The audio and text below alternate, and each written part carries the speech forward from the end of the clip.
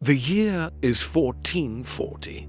The setting, a solemn courtroom. The accused is Gilles de Rais, Marshal of France, national hero, one of the wealthiest and most powerful men in the kingdom. He stands in silence, his face an impassive mask, a living monument to glory and honor. But the charges read aloud are not of treason or corruption, the mundane sins of powerful men. No doubt the charges whisper of a deeper horror, an unimaginable depravity, heresy, black magic, and the mass murder of children. A hush falls over the court, the air thick with disbelief and revulsion. How could this man, this symbol of France, be accused of such abominations? At first, Gilles de Rais refuses to answer. He stands as a bastion of defiance, declaring that only God may judge him. But then, under the pressure of the church and the threat of excommunication, the bastion begins to crack, and then it shatters. With a chilling calmness that freezes the blood in the veins of all present, he begins to confess. He admits to everything. He does not merely admit, he details, with a gruesome clarity, the abduction, torture, and murder of hundreds of children.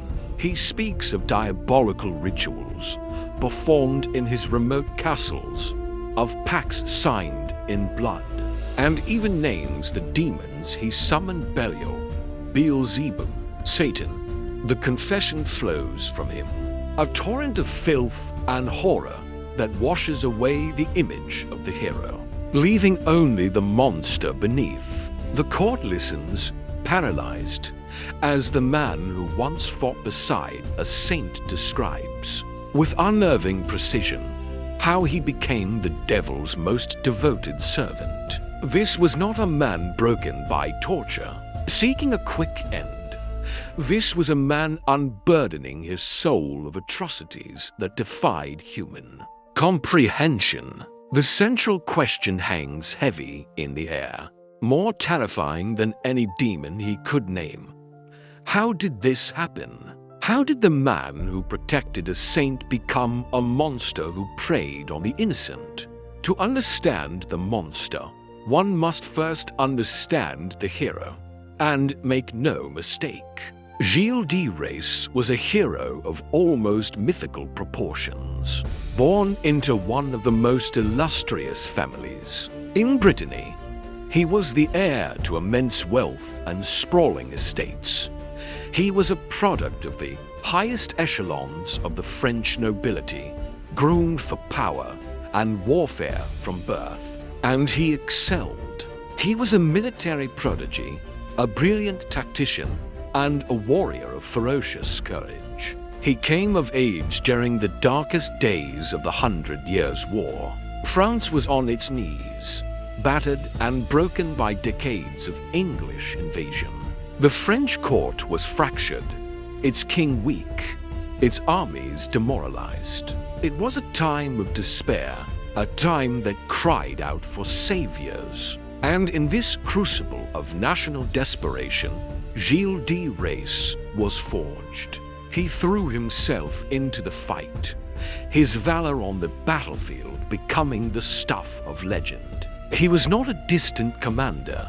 He fought in the thick of the fray, his banner a rallying point for the beleaguered French soldiers. He was everything a knight was supposed to be: pious, brave, and utterly devoted to the defense of his kingdom.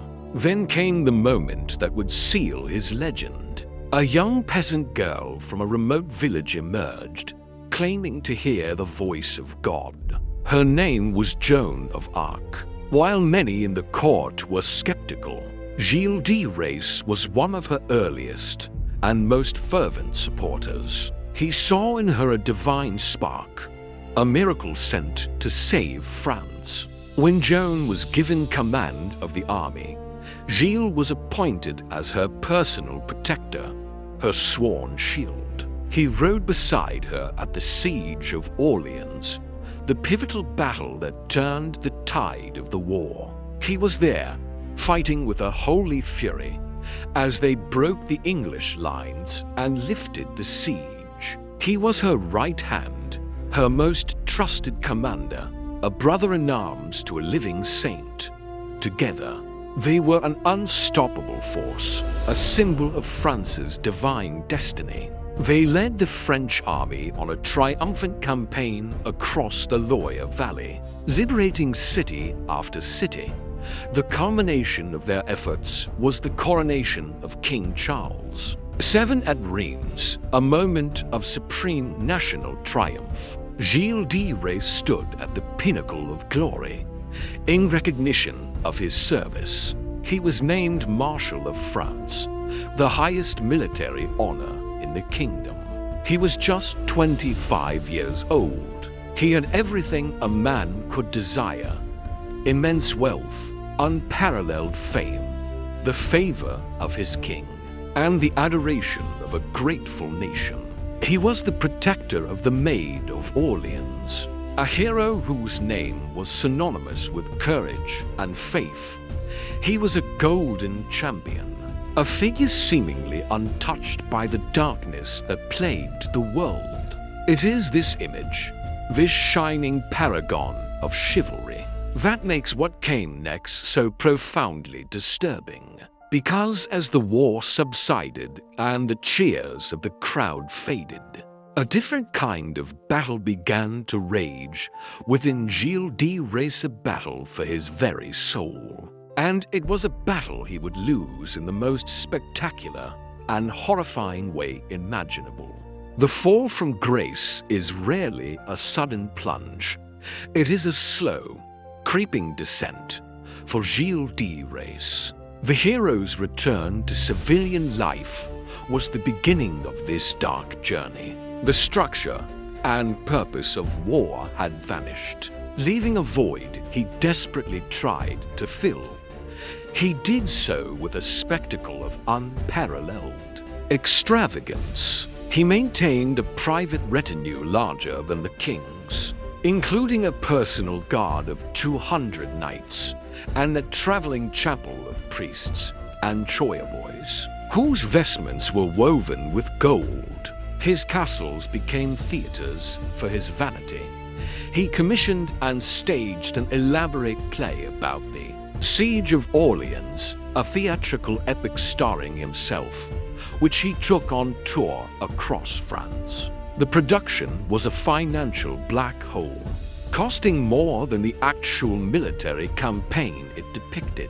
His spending was a frantic, pathological attempt to recapture the glory of his past. He bled money, his vast inheritance draining away like sand through his fingers. He began selling off his ancestral lands, his castles, the very foundations of his family's power, just to fund his lavish lifestyle.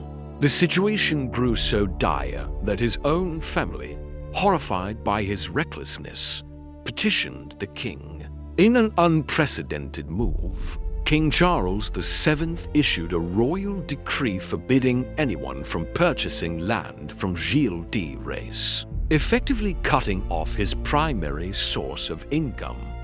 He was cornered. The hero of France was facing financial ruin and public humiliation. It was in this state of desperation that the first seed of darkness was planted. He turned to alchemy. In a secret laboratory, he surrounded himself with alchemists who promised him the legendary philosopher's stone, the key to transmuting lead into gold. It was a fool's errand, a fantasy that preyed on the desperate. But for Gilles, it was more than a financial venture.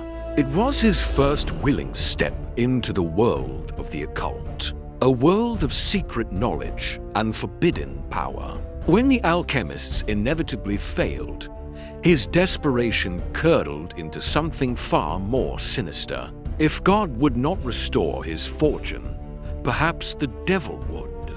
He dismissed the alchemists and sought out sorcerers, necromancers, and men who claimed to be masters of the dark arts. One such figure was an Italian priest named Francesco Prelotti, a charismatic and manipulative man who promised Gilles everything he desired. Prelotti claimed to have a personal demon familiar named Baron, who could grant immense wealth and knowledge in exchange for absolute loyalty and specific offerings, the price for a pact with hell. Prelotti explained was not just a signature in blood. The demons demanded tribute. They required the most innocent of offerings to fuel their dark magic. They required the hearts, the hands, and the eyes of children. For Gilles de Rais, the man who had once protected the saintliest of virgins, the line had been drawn. He stood at the precipice, staring into an abyss of unimaginable evil. And with the promise of gold and power echoing in his ears, he took the final, fatal step. The transformation was absolute. The castles of Gilles de Rais, once symbols of noble power, became abattoirs of innocence. The first murder was a threshold crossed, a final seal on his damnation. The historical records, based on his own confession and the testimony of his accomplices, paint a picture of systematic horror. His network of servants and retainers became a network of predators. They scoured the countrysides and villages, looking for children, primarily boys, who were poor, alone, and beautiful. They would lure them with promises of food, of work as a page, of a better life within the castle walls. For these children, an invitation to the marshal's castle was the opportunity of a lifetime. It was, instead, a death sentence. Once inside the fortress, there was no escape. The main hub of this activity was the castle of Tifuges, a hulking, menacing fortress that would become known as Bluebeard's castle. Here, Gilles enacted his ghastly rituals. The child would be brought before him, and for a time, treated with a disturbing kindness. Then, the mask would drop. The acts that followed are too monstrous to detail in full, but they were a depraved cocktail of aesthetic appreciation and brutal violence. Gilles, the connoisseur of theater, treated the act of murder as a performance. He would dress his victims in fine clothes before the slaughter. He confessed to taking a perverse, intellectual pleasure in their fear. In the transition from life to death, the rituals themselves were a grotesque parody of religious rites. With Prelotti at his side, he would offer up parts of the victims to the demon Baron, praying for gold and knowledge. But the gold never came. The demons remained silent. And here, the story takes its darkest turn. The initial motivation, the demonic pact for wealth, began to fade into the background. The act of killing became an end in itself. Gilles discovered that the true reward was not demonic power, but the godlike power he felt in the act of murder. He was no longer a supplicant to demons. He was the sole deity in his own twisted universe. The horror escalated. He kept meticulous records of his victims, with some estimates reaching as high as 200 children. He developed a chilling routine. After the murder, the bodies would be burned in the castle's massive fireplaces, the bones and remains hidden away. For years, he operated with impunity. He was the Marshal of France, a man above suspicion. When children went missing from the villages surrounding his estates, the local peasants whispered in fear, but no one dared to accuse a man of his stature. He was a phantom, his crimes hidden behind a wall of power and prestige.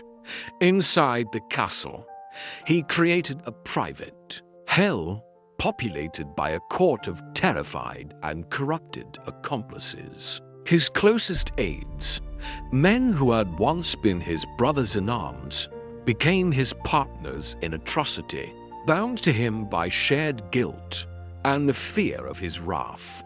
They were trapped, their hands as stained as his. This was the true nature of Gilles de Rais's evil. It was not a momentary madness or a crime of passion. It was a calculated, sustained, and industrialized campaign of slaughter, carried out over nearly a decade.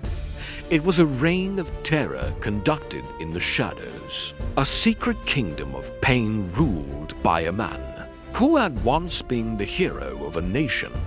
The monster was now fully unleashed, and his hunger seemed insatiable. Even the most monstrous reigns of terror eventually end. For Gilles de Rais, the fatal mistake was not one of his unspeakable crimes, but an act of simple, aristocratic arrogance. In a brazen dispute over land, he kidnapped a clergyman, an act which brought him into direct conflict with the powerful Duke of Brittany and the Bishop of Nantes. He had finally overreached. He had made enemies who were powerful enough to challenge him. This single act of political aggression gave them the opening they had been waiting for. The investigation began. Authorities, now armed with the legal justification to scrutinize his affairs, descended upon his estates. The long-whispered rumors of missing children finally found an official ear. His accomplices were arrested under the threat and reality of torture. Their years of terrified silence broke. They confessed everything, their stories corroborating each other in horrifying detail, leading investigators to the physical evidence: the mass graves, the bone fragments in the fireplaces. The net had closed. We returned to the courtroom. With the evidence mounted and his accomplice's testimony laid bare, Gilles de Rais's initial defiance crumbled. His confession was not just an admission of guilt, but a public spectacle of repentance. He wept. He begged for forgiveness from the parents of his victims, and he seemed to embrace his fate. On October 26, 1440, Gilles de Rais, Marshal of France, was sentenced to be hanged and burned. In a final, bizarre twist, he was granted his last wish: to be executed alongside his two chief accomplices, so that he could encourage them to die a good Christian death. His legacy is as dark as his crimes. The story of the wealthy, murderous nobleman with a secret, forbidden chamber became the foundation for the famous fairy tale of Bluebeard, a story told to frighten children for centuries. The hero of France was erased, replaced by the silhouette of a monster. The case of Gilles de Rais stands as one of history's most terrifying warnings. It is a story about the abyss that can lie behind a mask of heroism and piety. It shows how desperation can curdle into depravity, and how the pursuit of forbidden knowledge can lead to utter damnation. History remembers its monsters, and sometimes they are not foreign invaders or mythical beasts. They are the heroes we once celebrated.